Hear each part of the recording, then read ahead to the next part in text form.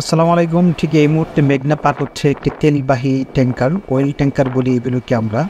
দেখেন বিশাল একটি ট্যাঙ্কার, কিন্তু এটি খুব ধীরে ধীরে পার হচ্ছে, কারণ মেঘনায় আজকে অনেক স্রোত। আপনারা আমাদের আগের ভিডিওগুলোতে দেখেছিলেন যে আমরা যেদিন শুটিংয়ে ছিলাম সেদিন কী পরিমাণ সেই প্রত্যেকটা ভিডিওতে আমরা এগুলোতে দেখাচ্ছি উত্তর মেঘনা বন্যার সময়। তো অনেক দূর থেকে আমরা লেন্সটা ক্লোজ করে আপনাদেরকে দেখাচ্ছি যে কি এই মুহূর্তে আবার ঠিক দেখছি আমরা যে কোস্টগার্ডের একটি ট্রলার পার হচ্ছে, কারণ তারা পাহারা দিচ্ছে।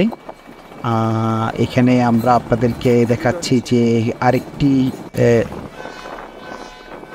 ইলিশ, এইটি হচ্ছে ট্রলার, মাছ ধরা নৌকা। এই ছোট ছোট এই মাছ ধরা নৌকাগুলোতেই কিন্তু ইলিশ ধরে আনা হয়। এই ছোট ছোট ট্রলারগুলোতেই কিন্তু মাছ, দেশীয় মাছগুলো ধরে আনা হয়।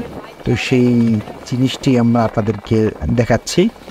ও আর এই এই- এই এই ছোট ছোট যে মাছ ধরার নৌকো, এগুলোই হচ্ছে মেঘনাতে ঘুরে বেড়ায়, এবং মেঘনাতে ঘুরে বেরিয়ে দেখা যায় যে এগুলো চান ফেলে মাছ ধরে আর কি।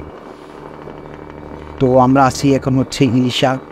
আপনারা দেখতে পাচ্ছেন মেঘনার ভয়ানক অবস্থা, প্রচণ্ড ঢেউ এবং তীব্র স্রোত। আর ছোট ছোট নৌকা যেগুলোকে দেখতে পাচ্ছেন মেঘনা নদীতে, এগুলো হচ্ছে মাছ ধরা নৌকো। আমরা এখন একটা লঞ্চকে দেখতে পাচ্ছি, সেটা সম্ভবত রাজদূত প্রাইম লঞ্চ, খুব বিশাল একটি লঞ্চ মেঘনা পার হবে, আমাদের পাশ কাটিয়ে অলরেডি চলে যাবে আর কি।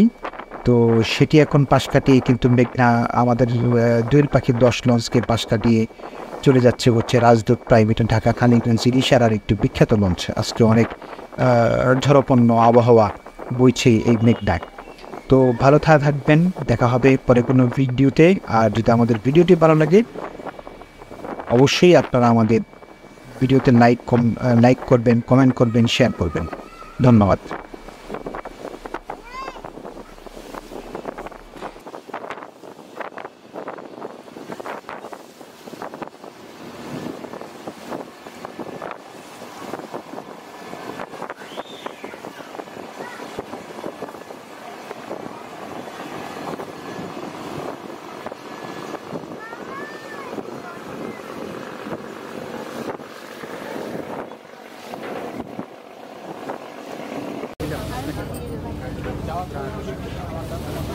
ভাগ্য ভালো হলে পাবো, না হলে ডিলিট করে দেওয়া। ভাগ্য ভালো হলে পাবো, না হলে ডিলিট করে দেওয়া।